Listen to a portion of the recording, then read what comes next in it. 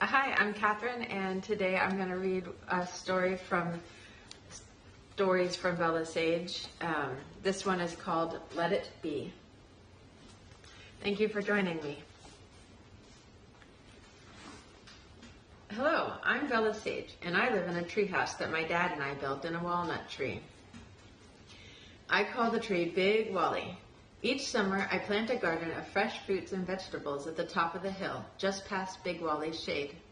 Life is never dull here in Freeport, Maine, so grab a cup of tea, snuggle up in your favorite spot, and let me tell you how I learned to let it be.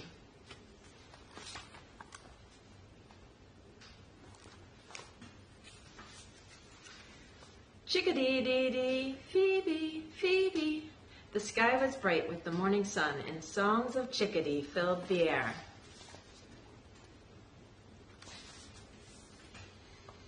School was out for the summer, and I was ready to spend it barefoot and knuckle-deep in dirt. Still in my PJs, I climbed down from the treehouse, through the gardens, and over to the main house. "Isn't it great, Dad? There's no school for 10 whole weeks," I said on my way into the kitchen. Dad was reading his paper and sipping on his cup of black coffee, while Mom and Brother slept in as usual. I poured myself a cup of homegrown, minty, fresh brewed lemon verbena tea and plopped down on the papasan. "Dad," I asked, setting my newspaper on my lap that I had been pretending to read, "have you ever been stung by a bee?" "Well, honey," he said, taking a sip of his coffee and putting on his very interested, "that is a super important question" face, as all great dads do. "I've been stung a couple of times. Why do you ask?" "There's a kid at school who says bees can kill you," I replied, wanting him to laugh and tell me how outlandish it was to think a tiny little bee could do something like that. But that's not what happened at all. Instead, he paused and took a deep breath and began to tell one of his long answers. I'll spare you the details, mostly because I can only remember thinking about how I wished I had Googled it. Basically, he said that some people have severe allergic reactions to bee stings, but most just get a little bump that goes away quickly. "I hope I don't ever get stung by a bee," I said as I picked the paper back up and went on pretending to read it. "Hey, Bella," my friend Jason, who lives down the street, shouted. "Bella, let's go swimming," he said, approaching the back door with towel in hand and all ready to jump in. I hopped up from the chair and ran over to open the screen door. Jason came in and sat down at the breakfast bar. I poured him a cup of tea and went to get my suit on before heading to the old swimming hole. The swimming hole is our pond in the backyard. We have 2 pet bass in there named Fred and Barney. If you want them to come to you, all you have to do is tap your finger on the water. You can even hold a worm in your hand, dangle it over the pond, and they will jump right out of the water to get it. "Last one in's a rotten egg," I hollered as I charged out the back door and along the stone path through the herb garden. Jason leapt from his chair, setting his cup of tea down on the counter, and followed close behind. "Ow!" I yelled, suddenly falling to the ground, plopping my bum right on top of a cushy mound of golden oregano and ripping up some very sweet-smelling chamomile flowers along the way. Jason, who was just about to pass me, tripped over my legs and fell, landing across my lap and skinning his hands on the stone path.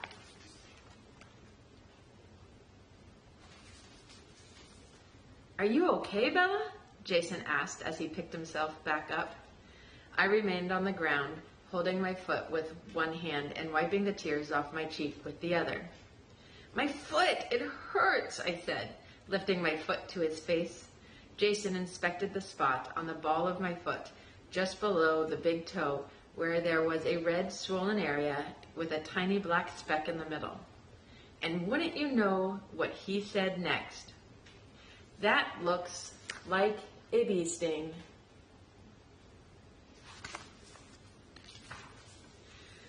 A bee? Oh no, I don't want to die. Am I swelling up? I don't think I can breathe. Get an ambulance, help! It's okay, Bella, Jason said calmingly as he put out his hand to help me up. I've been stung before. All you need is some ice.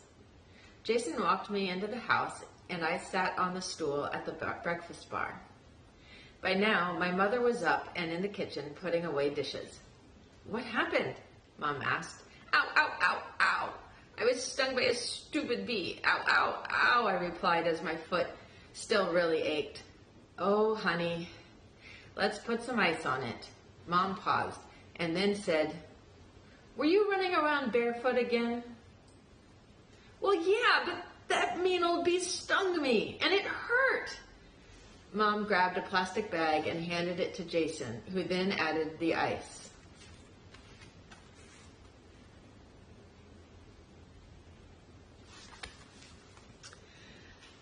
I hate bees, I said, taking the ice from Jason's hand and placing it on my foot. I want to get rid of all the bees. No more bees are allowed in my yard. The very next day, I set out to get rid of all the bees. But how? How was I going to keep bees from coming to my gardens?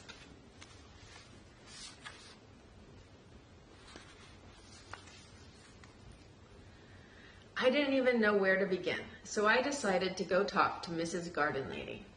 Okay, so that's not her real name. I just call her that because I can't remember her real name, and she is always out working in her gardens. She lives kitty corner to our house and is very old.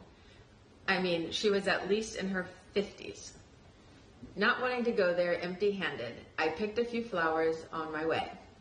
Hi there, I brought you some flowers, I said as I walked up to the gate in her yard. Thank you, Bella. I was just about to fix some tea. Would you like a cup? Mrs. Garden Lady replied. That sounds great, I said, heading over to the patio as she opened the gate.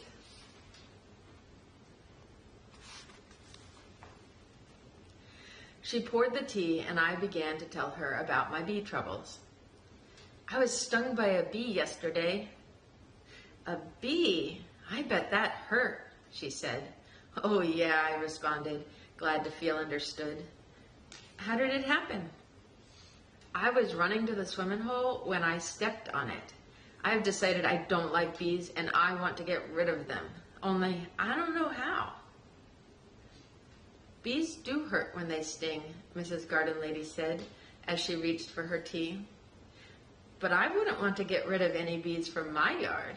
Are you sure you want to get rid of all of them? Yep.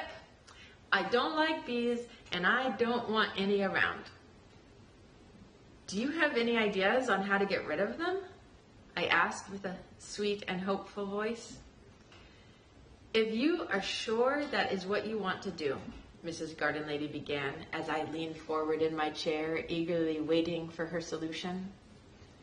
I once built a trap to catch flies, she continued while getting up and heading over to her recycle bin. Returning with an empty soda bottle, she cut the top off so that it looked like a funnel and filled the bottom part of the bottle with sugar water. All that was left to do was place the funnel on top so that the bees would fly in to get the sugar and then not be able to find their way out. Here, give this a try in your gardens, she said, handing the bottle trap to me.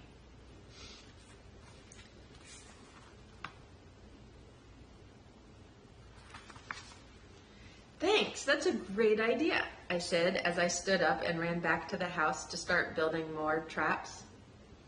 I went to the mudroom and grabbed all the big soda bottles I could find. I went to the kitchen and got a really sharp knife to cut the bottles with. That's when Mom stopped me and asked what I was doing. I told her and she responded with a deep breath and disapproving face. The one I usually got when I had a really good idea. She handed me a pair of scissors, took the knife, and told me to be careful. By that, I think she meant don't cut my hand off or something. I was outside cutting the bottle traps off to make the funnels with Jason when Jason walked by. What you doing, Bella? I'm making traps to catch all the bees. Want to help? Okay, but are you sure that's a good idea? Of course it is. Bees sting, and so I don't like bees, and I don't want them around my yard. Jason sat down next to me, and I showed him how to cut the bottles to make the funnels, while I filled up the bottom halves with sugar water. Once the traps were made, we went around putting them all over the gardens. Now that the bee traps were set, it was time to have some fun. Jason and I headed over to the old swimming hole and jumped in. My brother Hopi was already playing in the water, and Mom was sitting on the deck with a tall glass of iced lemonade.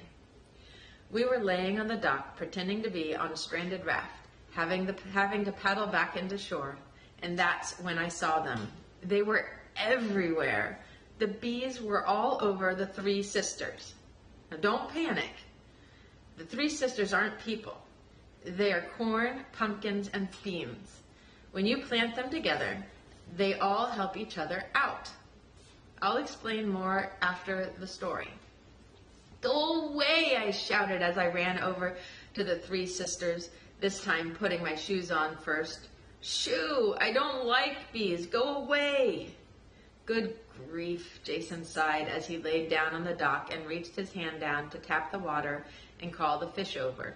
Hopi ran and jumped off the dock yelling, "Bombs away!"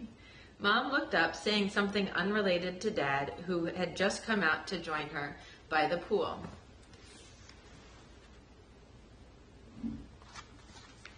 I was the only one who seemed to care that the bees just wouldn't go away.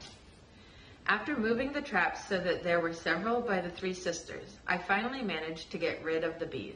At last, I was able to spend the summer barefoot and worry-free.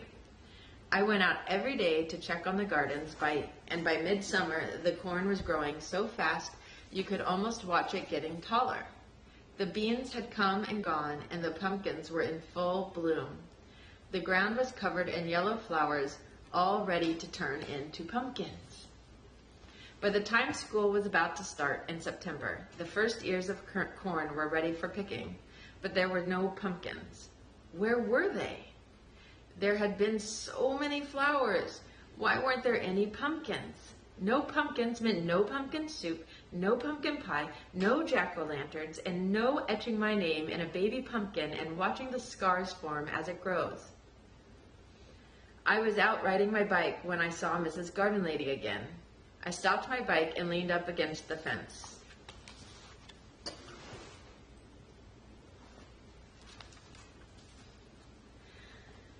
"How are the three sisters doing, Bella?" she asked. "Well, I have a great-looking corn, and the beans were delicious, but there isn't a single pumpkin growing, which I don't understand, because the plants look great. There were tons of flowers." "Maybe it's because you had no bees," she said. "What? Why would the bees make a difference?" I asked.